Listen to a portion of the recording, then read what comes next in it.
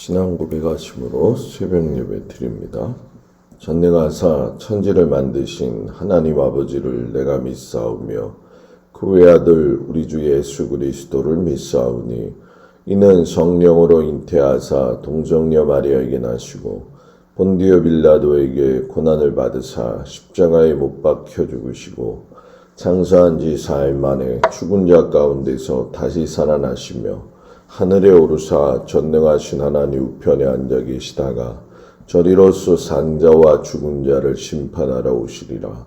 성령을 믿사오며 거룩한 공회와 성도가 소로교통하는 것과 죄를 사하여 주시는 것과 몸이 다히 사는 것과 영원히 사는 것을 믿사옵나이다. 아멘. 338장 찬양하겠습니다. 338장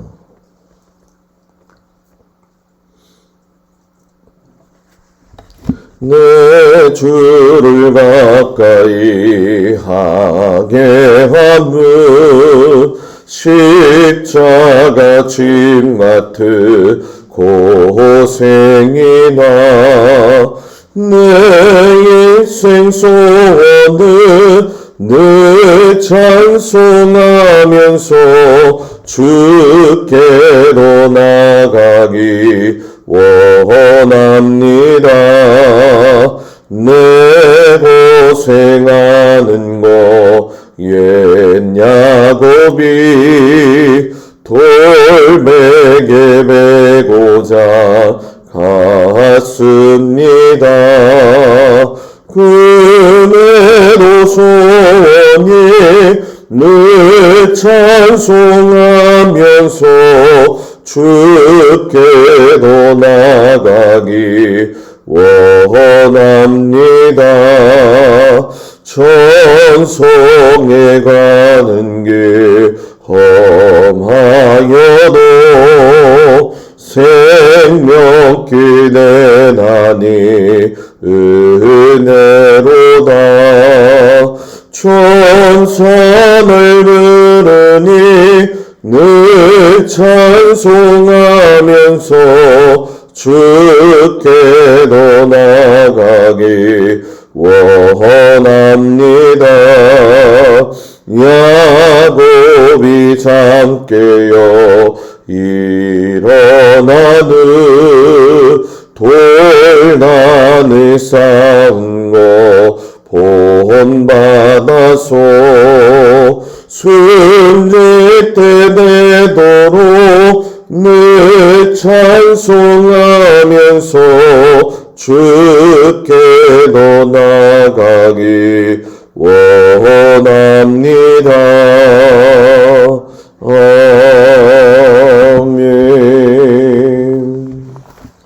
오늘 읽을 말씀은 히브리서 11장에서 13장까지 말씀이 되어집니다. 읽을 말씀은 12장 1절에서 13절까지 말씀을 보도록 합니다.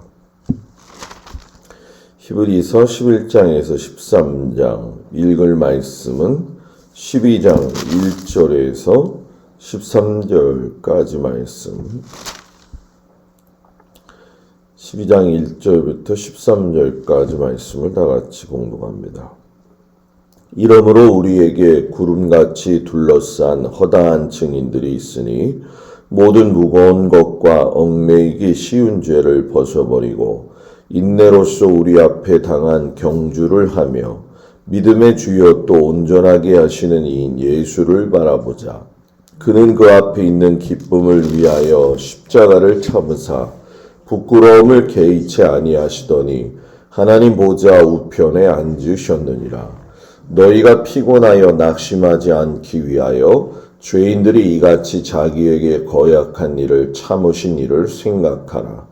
너희가 죄와 싸우되 아직 피 흘리기까지는 대항하지 아니하고 또 아들들에게 권하는 것 같이 너희에게 권면하신 말씀도 잊었도다.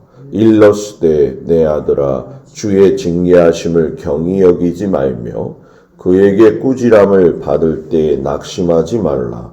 주께서 그 사랑하시는 자를 징계하시고 주가 받으시는 아들마다 채찍질 하심이라 하였으니 너희가 참음은 징계를 받기 위함이라. 하나님이 아들과 같이 너희를 대우하시나니 어찌 아버지가 징계하지 않는 아들이 있으리요. 징계는 다 받는 것이오늘 너희에게 없으면 사생자요 친아들이 아니니라. 또 우리 육신의 아버지가 우리를 징계하여도 공부형하였거든 하물며 모든 영의 아버지께 더욱 복종하며 살려 하지 않겠느냐. 그들은 잠시 자기의 뜻대로 우리를 징계하였거니와 오직 하나님은 우리의 유익을 위하여 그의 거룩하심에 참여하게 하시느니라. 무릇 징계가 당시에는 즐거워 보이지 않고 슬퍼 보이나 후에 그로 말미암아 연단받은 자들은 의와 평강의 열매를 맺느니라. 그러므로 피곤한 손과 연약한 무릎을 일으켜 세우고 너희 발을 위하여 곧은 길을 만들어 저는 다리로 하여금 어그러지지 않고 고침을 받게 하라. 아멘. 오늘도 주님 앞에 온 성도들을 축복합니다. 히브리서 기자가 믿음이라는 주제를 가지고 이스라엘의 역사를 정리한 내용이 바로 11장이 되어지죠. 이 11장을 일명 뭐라고 이야기하냐면 믿음장이다라고 이야기를 합니다. 이 믿음을 헬라어로 이야기하면 피스티스인데 이 믿음의 피스티스라고 하는 뜻은 지속적으로 신실하고 신뢰하고 충성한다 이런 의미가 있어요. 지속적으로. 그러니까 이것은 믿음이 지속적이지 않은 경우에 해당될 적에 우리가 견주어서 좀 생각해 볼 필요가 있죠. 그러니까 믿음의 삶이라고 하는 것은 어느 순간 끊어지는 것이 아니라 어떤 환경과 또 역경이 있다 할지라도 지속적으로 하나님에 대한 신실함과 신뢰와 충성을 가지고 있는 것이 믿음이라는 얘기예요. 그래서 이 히브리서 기자가 하나님을 향한 전적인 믿음의 삶의 태도를 강조하기 위해서 히브리서 11장 6절에 아주 확정하고 이야기를 하죠. 믿음이 없이는 하나님을 기쁘시게 못한다. 이렇게 얘기하죠. 지속적인 신실함과 지속적인 신뢰와 지속적인 충성이 없으면 하나님을 갖다가 기쁘시게 하지 못하나니 이렇게 얘기하셔요. 이 얘기는 쉽게 이야기하면 이거죠. 내가 생활하는 모든 신앙생활이 하나님께 기쁘게 해드리고자 하는 자원의 마음이 있어야 하나님이 뭐 하신다는 거예요? 받으신다라는 얘기예요. 그러니까 억지로 하는 신앙은 하나님이 원치 않으신다라는 뜻이 되어지죠. 그래서 구약의 많은 사람들을 이끌어서 이야기하는데 그 중에 이제 우리가 믿음의 사람으로서 아벨, 에노, 그리고 노아. 이것이 이제 우리가 흔히 얘기하는 족장시대 이전의 사람들의 믿음의 태도라고 한다면 아브라함과 사라 이야기와 이삭과 야곱과 에서를 이야기하면서 족장시대 때의 사람들도 믿음이 있었다. 이렇게 얘기를 하죠. 실상 여기까지는 성경에서 선택받지 않았다라고 하는 표현이 더 많아요. 왜냐하면 유대 민족으로서 선택받고 부름받은 거는 아브라함 약속 이후에 출애굽에서 시작이 되어지잖아요. 그래서 그 믿음이 벌써 있었다라고 하는 걸 이야기하고 또 모세에 대한 이야기, 또 여호수아와 라합, 그리고 그 뒤에 보면 뭐 이제 사사 시대로 들어가서 기드온이라든가 바라, 삼손, 입다, 사무엘 등 또 나잇에 대한 이야기를 하게 되죠. 왜 히브리서 기자가 이거를 세분화시켜서라도 이야기를 하고 싶었냐면은 지금의 히브리서를 읽고 있는 초대교회 성도들이 유대 민족에서 흘러나와서 이제 예수 그리스도를 믿음으로 말미암아 자기들의 신앙에 어떤 율법과 예수 그리스도, 율법과 은혜라고 하는 기로에 서가지고 시련과 박해를 당하고 이단의 유혹을 당하고 또 이런 갖가지의 어떤 배교적인 상황들이 있을 때에 너희들이 살아온 삶의 역사, 곧 구약의 역사의 깊은 곳에는 결국 너희들이 자랑스러워 할 만한 뭐가 있다는 거예요? 믿음의 선배들이 있다라는 거죠. 성도가 신앙생활을 할 적에 이 신앙생활의 선배는 굉장히 귀감이 되어지는 거죠. 자녀에게 있어서 가장 믿음의 선배고 좋은 사람은 누굴까요? 바로 부모가 되어지겠죠. 그래서 이것을 확신시키는 걸 히브리서 기자가 하게 되어져요. 그래서 이 말씀에 보게 되어지면 뭐 예를 들어서 한 사람을 표현하면은 아벨 같은 경우는 왜 하나님이 아벨과 가인의 이 제사를 보실 때에 단적으로 가인의 예물을 받지 않으셨느냐.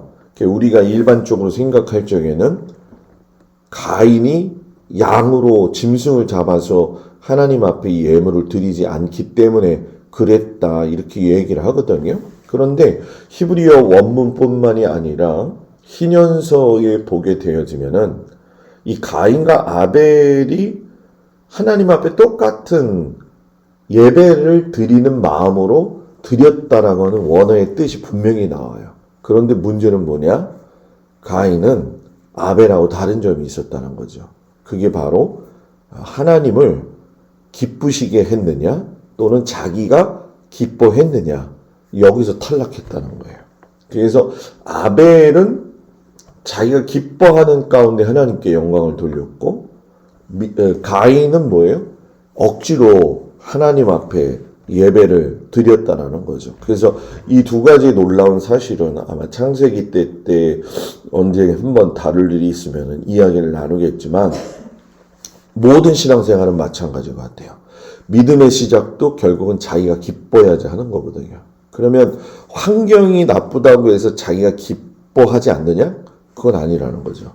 믿음은 기뻐하는 것인데 환경이 어떠하든 기뻐할 수 있다는 거예요. 그것이 이제 우리가 보지 못하는 차이점이다라고 이야기할 수 있는 거죠. 그러면서 히브리서 기자가 오늘 우리가 읽은 말씀 중에서 이야기를 하시죠. 너희가 믿음의 주요 온전하게 하시는 예수를 바라보자. 그러니까 히브리서 기자의 핵심은 뭐냐면 너희가 이런 상황에서 바라보아야 될 것은 누구라는 거예요? 예수라는 거죠. 너희가 외부의 조건만을 보고서는 그걸 가지고 판단 기준을 갖게 되어지면 사람의 감정과 양심은 뭐예요? 흔들릴 수밖에 없다는 거예요.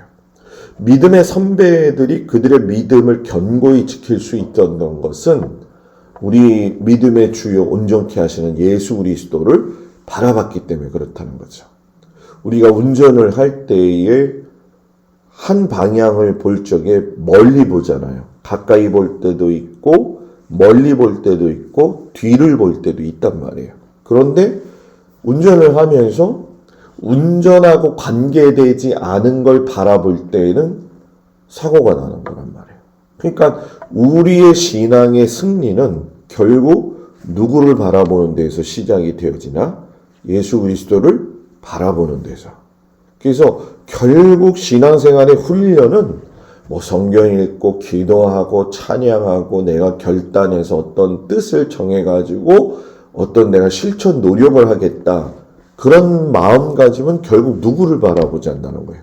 예수님을 바라본다는 거죠. 내가 기도하는 이유도 예수님을 바라보기 위해서 기도하는 거고 내가 성경을 읽는 것도 예수님을 바라보기 위해서 기도한다는 거죠. 근데 우리는 주변에 바라볼 게 너무 많은 거예요. 그러니까 잘 바라보고 있다가도 엄한 걸 또 바라보니까 잠깐 곁길로 나가게 되어지는 거죠.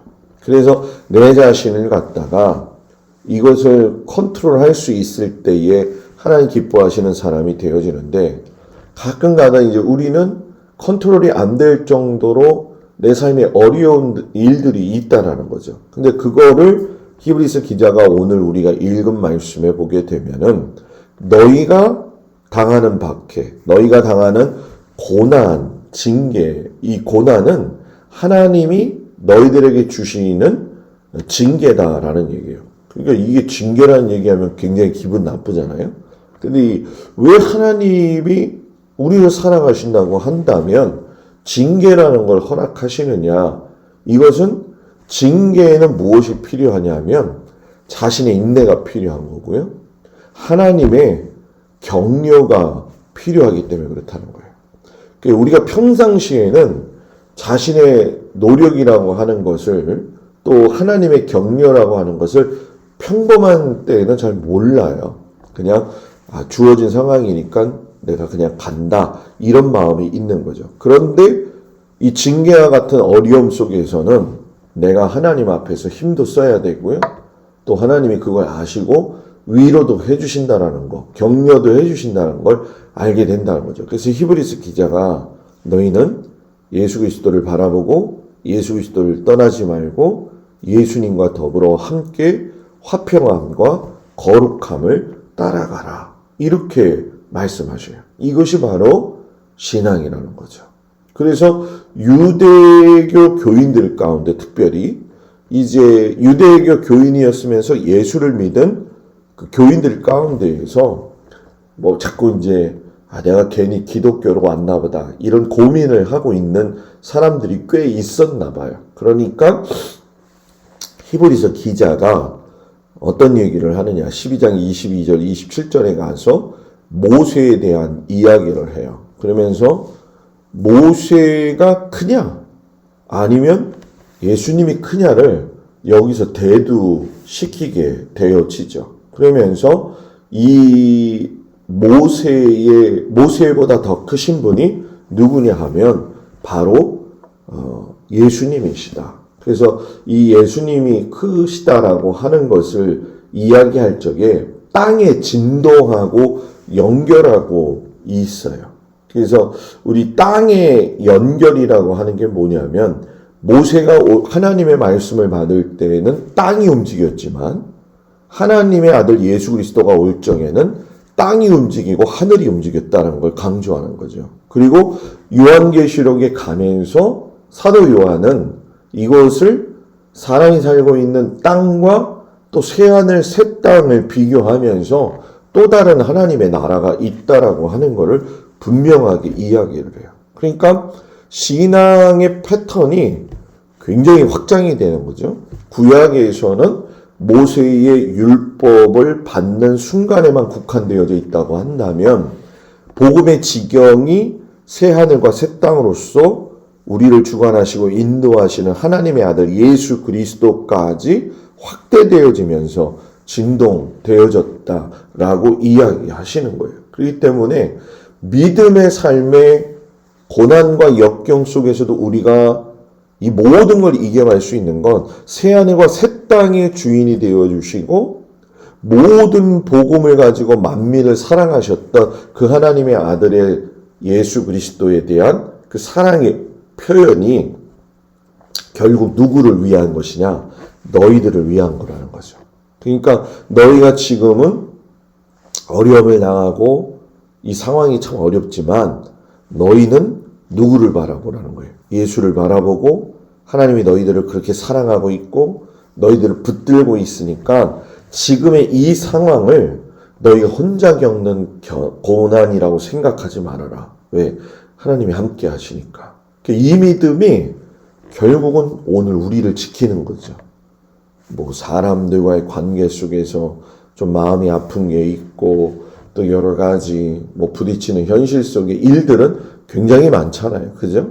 저마다 사람들이 이야기하지 않을 뿐이죠. 그러나 이 모든 것들을 초월해서 갈 수 있는 힘은 결국 예수 그리스도에 대한 지속적인 믿음에 대한 신실함과 예수 그리스도를 바라보는 눈에서 벗어나지 않고 고정되어 있었다는 거예요. 그러면서 히브리서 기자가 너희의 신앙을 이제는 승화시켜야 된다는 거예요. 하나님을 그러면 기쁘시게 섬기는 법을 너희들이 알아야 되지 않느냐. 아까 아벨하고 연결이 되어지죠. 그러면서 히브리서 13장 1절에 가가지고 하나님 기쁘시게 하는 게 뭐냐. 형제를 사랑해라. 2절에 가서 뭐라고 이야기해요? 손님을 대접해라 라고 이야기하죠. 3절에 가서 갇힌 자, 학대받는 자를 갖다가 뭐예요? 생각하라. 4절에 가서 여러분 뭐예요? 결혼에 대한 이야기를 하면서 결국 이 음행에 대한 이야기를 영적 음행과 육적 음행으로 얘기하면서 성결한 삶을 살아야 된다라고 이야기하시면서 마지막에는 13장 5절에서 6절에서 뭐라고 이야기합니까? 돈을 사랑하지 말아라. 이거는 결국 여러분 뭡니까? 세상을 사랑하지 말아라. 이 얘기죠. 우리는 분명히 세상에 살고 있지만 이렇게 구별된 삶을 살아가야 된다는 거예요. 그리고 여기서 끝나는 게 아니라 이렇게 산 사람들이 있다라고 소개시켜 준 것이 히브리서가 되어지고 이 믿음의 선배들을 갖다가 본받으라고 이야기하죠. 그러면 뭘 본받아야 되느냐? 복음의 1세대들, 우리 믿음의 선배들은 거짓 교훈에 이끌려서 다니지 아니했다 하면서 8절, 9절 예수 그리스도는 어제나 오늘이나 영원토록 동일하시니라. 여러 가지 다른 교훈에 끌리지 말라. 그러니까 그때 많은 사람들이 귀가 얇았구나 하는 것을 우리가 보게 되어지죠. 그리고 예수님을 따라 살며 예수님께 나아가자. 히브리서 13장 13절. 그죠? 그런즉 우리도 그의 치욕을 짊어지고 영문 밖으로 그에게 나아가자. 그리고 15절 말씀. 예수로 말미암아 항상 찬송의 제사를 하나님께 드리자. 하나님 앞에 뭐예요? 찬송의 제사를 드리자는 거죠. 그리고 16절에 가서 선을 행하고 나누어 주고 잊지 말아라. 이거를 하나님이 뭐예요? 기뻐하시는 거다. 그러니까 지금 기뻐하는 신앙이 계속 나오고 있는 거죠. 그리고 17절에 가서 너희를 인도하는 자에게 순종하고 복종해라 라고 하는 부분을 18절 후반절하고 연결시켜서 우리에게 선한 양심이 있는 줄을 확신하노니 이것은 뭡니까? 관계 속에서의 질서를 이야기하면서 지도자에게 순종하는 것을 또 이야기를 하죠. 그러면서 마무리를 중보 기도로 맞춰요. 18절 19절에 보면 우리를 위하여 기도하라. 우리가 모든 일에 선하게 행하려 함으로 우리에게 선한 양심이 있는 줄을 확신하노니 내가 더 속히 너희에게로 돌아가기 위하여 너희가 기도하기를 더욱 원하노라. 그러면서 축복으로 마치죠. 결국 이 히브리서 기자는 디모데가 이 투옥되었거나 풀려났거나 먼 사명을 가지고 어떤 사명을 가지고 멀리 갔다 돌아오고 이런 것들을 이야기하면서 너희들이 무난하고 격려하고 힘내기다 이렇게 얘기를 하는 거죠. 그러니까 오늘 이제 올 한 해가 마무리되어가는 시점에서 우리 성도들끼리도 마찬가지인 것 같아요.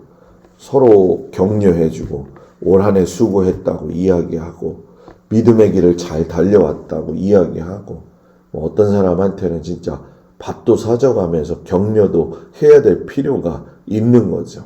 우리가 이 믿음장 이후에 시작되어지는 이 말씀을 보게 되면 당시의 사람들이 정말 신앙 지키기가 어려웠구나. 정치적으로는 로마의 핍박을 많이 받았고 종교적으로는 유대교 율법 안에서 자신들의 신앙에 대한 확립을 하는 데 있어서 굉장히 어려웠었고 돌아가고 싶고 배교하고 싶고 죽고 싶지 않고 거짓 교사들이 뒤흔드는 과정 속에서도 이 히브리서 기자는 단연코 이야기하는 것이 뭐예요?